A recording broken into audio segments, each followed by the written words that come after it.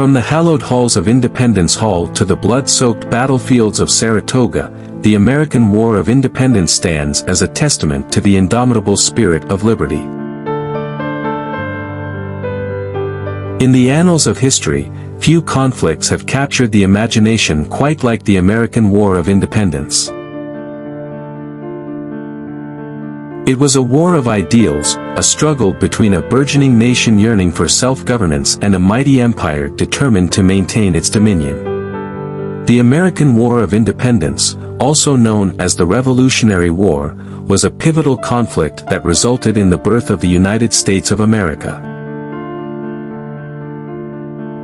The seeds of this revolution were sown long before the first shots were fired at Lexington and Concord. By the mid-18th century, the British colonies in North America had become increasingly prosperous and self-sufficient. However, the colonists felt that they were not being fairly represented by the British government. They resented the taxes imposed by Parliament without their consent, and they chafed under the restrictions placed on their trade and commerce. In 1765, the British Parliament passed the Stamp Act, which imposed a tax on all printed materials in the colonies.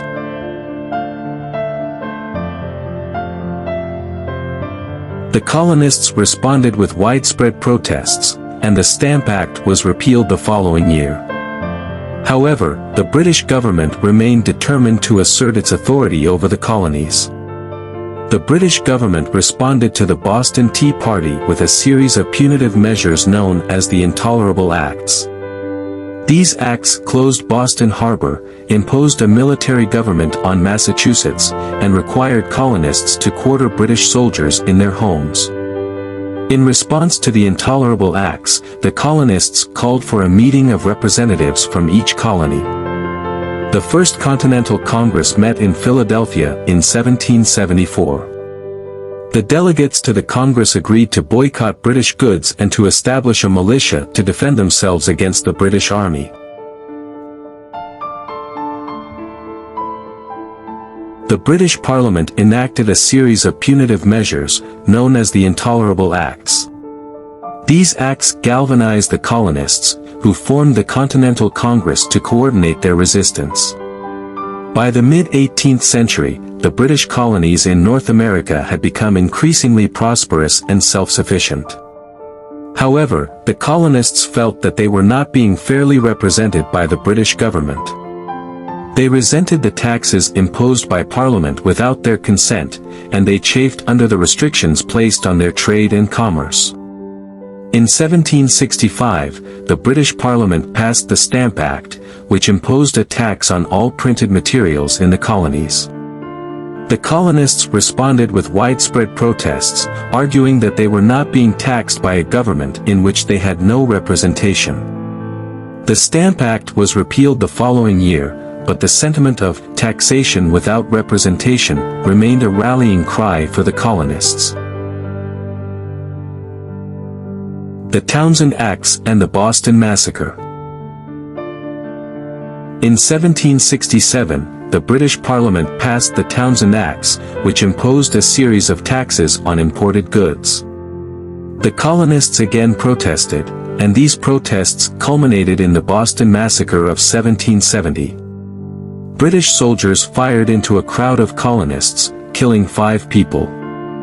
The Boston Massacre further inflamed tensions between the colonists and the British government. The Tea Act and the Boston Tea Party.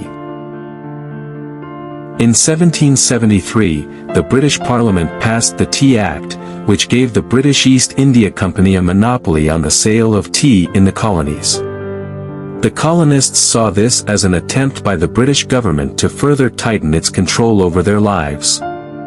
In response to the Tea Act, a group of colonists disguised as Mohawk Indians boarded 3 British ships in Boston Harbor and dumped their cargo of tea into the water. This event, known as the Boston Tea Party, was a major act of defiance against the British government.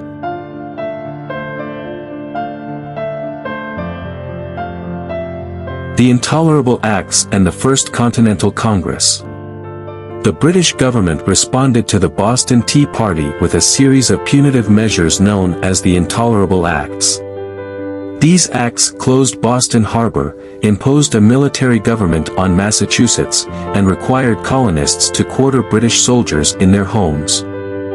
The Intolerable Acts galvanized the colonists, who formed the First Continental Congress in 1774. The delegates to the Congress agreed to boycott British goods and to establish a militia to defend themselves against the British Army.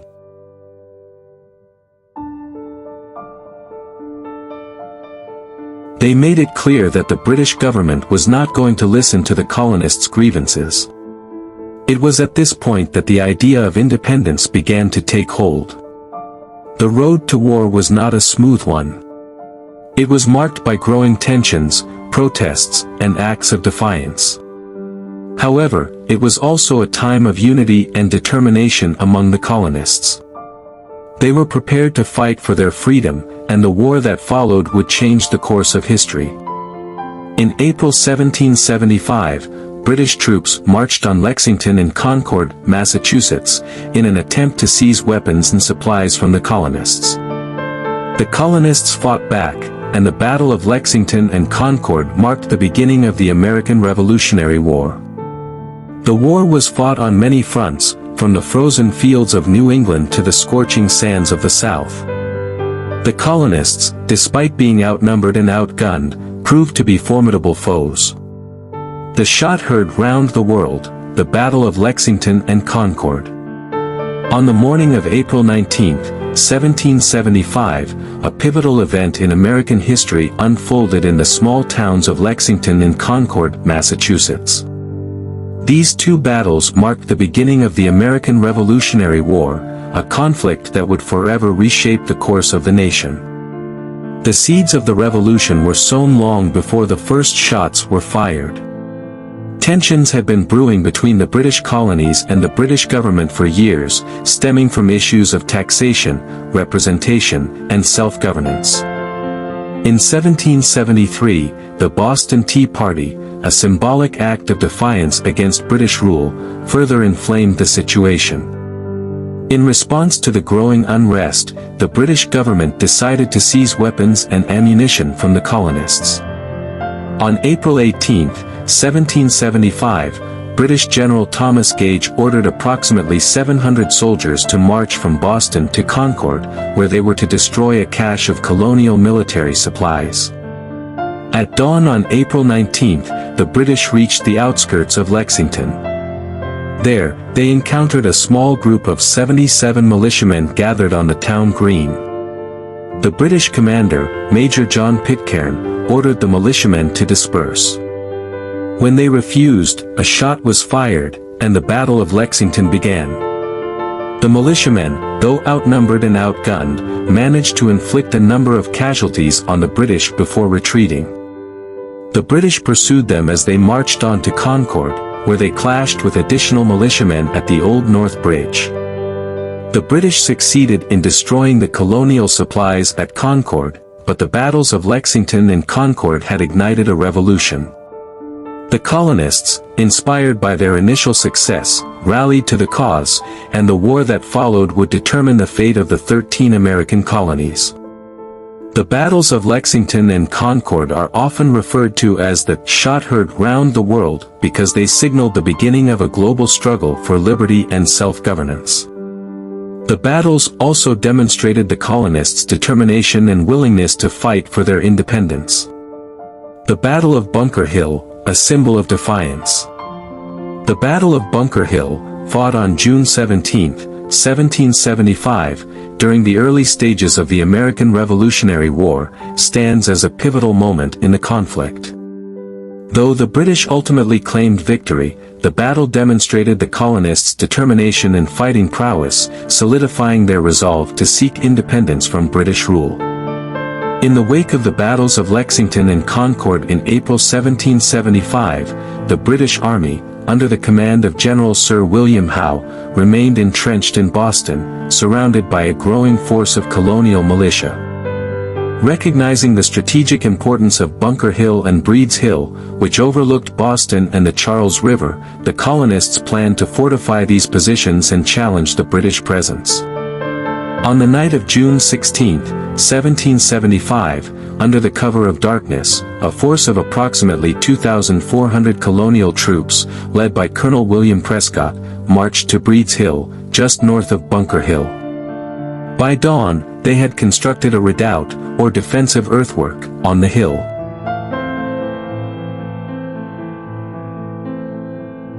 The British, alerted to the colonial movements, launched a series of attacks throughout the day. Despite suffering heavy casualties, the colonists repeatedly repelled the British assaults. Their determination and marksmanship were legendary, as they reportedly shouted, "Don't fire until you see the whites of their eyes." The turning point. However, the colonists' ammunition supply dwindled, and they were forced to use ineffective rocks and stones as ammunition. With their defenses crumbling, they were ultimately driven from Breed's Hill. The British victory at Bunker Hill came at a steep cost, with over 1,000 casualties compared to the colonists' 400. The battle, though technically a British victory, became a symbol of colonial resilience and determination. The colonists had demonstrated their ability to stand toe-to-toe with the British Army, inspiring them to continue their fight for independence. The Battle of Bunker Hill stands as a testament to the colonists' unwavering spirit and their willingness to sacrifice for their ideals. It marked a turning point in the war, instilling confidence in the colonists and convincing the British that they would face a formidable foe in their pursuit of colonial control. The Battle of Saratoga, a turning point in the American Revolution. The Battle of Saratoga, also known as the Battles of Saratoga, was a pivotal conflict in the American Revolutionary War that took place in upstate New York in September and October 1777. The battle marked a turning point in the war, as it convinced France to enter the war on the side of the colonists and helped to secure American independence. In 1777, the British devised a plan to divide the American colonies by launching a three-pronged attack. One force would march from Canada down the Hudson River Valley, while another force would march north from New York City. The third force would march westward from Lake Ontario. If successful, this plan would have cut off New England from the rest of the colonies and effectively ended the war. The Battle of Saratoga actually consisted of two separate battles. The first Battle of Saratoga, Freeman's Farm. On September 19, 1777, the British Army under the command of General John Burgoyne encountered a smaller American force led by General Horatio Gates near Freeman's Farm. The Americans, despite being outnumbered, held their ground and inflicted heavy casualties on the British. The battle ended in a stalemate, but it boosted the morale of the American troops. The Second Battle of Saratoga, Bemis Heights.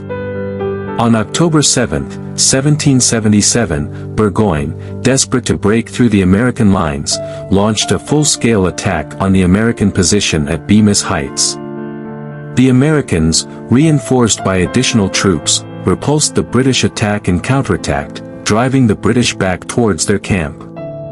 The following day, Burgoyne, facing a shortage of supplies and surrounded by American forces, was forced to surrender. The Battle of Saratoga was a major victory for the Americans. It convinced France to enter the war on the side of the colonists and provided a much-needed morale boost for the American cause.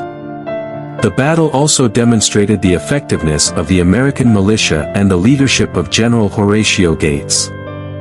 The battle considered one of the most important battles in the American Revolution. It marked a turning point in the war and helped to secure American independence. The battle is also remembered for its impact on the development of military strategy and tactics. The Battle of Yorktown. The Battle of Yorktown, fought from September 28 to October 19, 1781, was the last major land battle of the American Revolutionary War. The decisive victory by a combined Franco-American force over a British army led by General Charles Cornwallis effectively ended the war and paved the way for American independence. After a series of strategic setbacks, the British decided to concentrate their forces on the southern colonies, hoping to regain control of the region.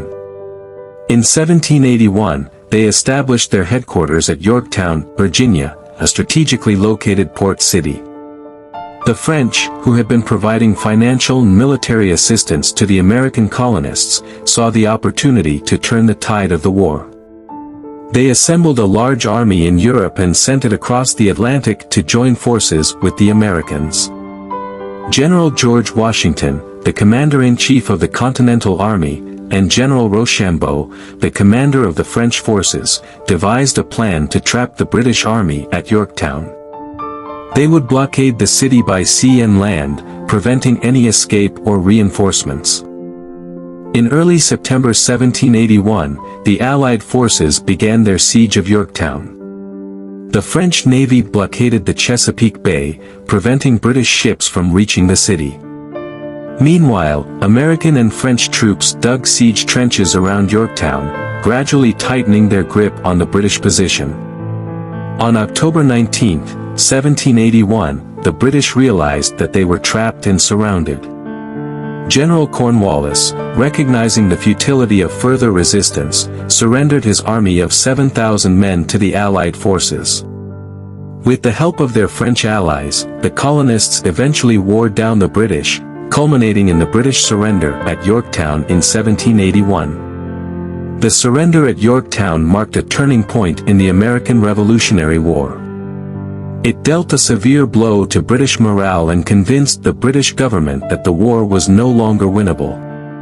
The defeat at Yorktown led to the eventual recognition of American independence in 1783. The Battle of Yorktown is considered one of the most significant battles in American history. It not only secured American independence but also demonstrated the effectiveness of Franco-American cooperation and the importance of strategic alliances in warfare. The battle's legacy continues to inspire nations around the world to fight for their freedom and self-determination. It provided the colonists with much-needed military and financial assistance, and it tipped the balance of power in their favor. In 1783, the Treaty of Paris officially ended the Revolutionary War, and the United States of America was born. The new nation was founded on the principles of liberty, equality, and self-governance, and it would serve as an inspiration to freedom movements around the world. The American Revolutionary War, fought from 1775 to 1783, culminated in the birth of the United States of America. This pivotal event in history marked the establishment of a new nation, founded on the ideals of liberty, self-governance, and equality. The Declaration of Independence, a proclamation of liberty. In 1776, the Continental Congress, representing the 13 British colonies in North America, adopted the Declaration of Independence. This momentous document, authored by Thomas Jefferson, served as a formal declaration of their separation from British rule. The Declaration of Independence proclaimed the inherent rights of all people, including the right to life, liberty, and the pursuit of happiness.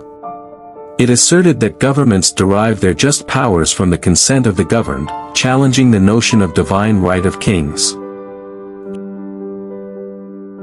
In 1777, the Continental Congress adopted the Articles of Confederation, establishing a loose alliance among the 13 states.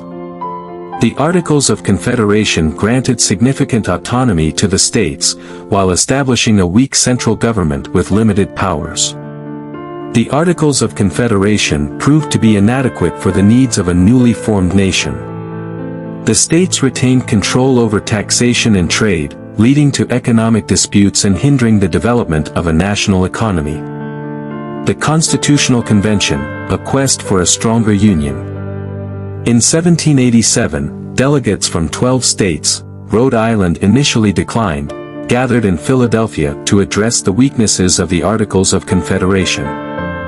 They convened the Constitutional Convention, tasked with revising the existing framework of government. The delegates, led by founding fathers such as James Madison, Alexander Hamilton, and Benjamin Franklin, debated and crafted a new constitution that would establish a stronger central government while preserving individual liberties.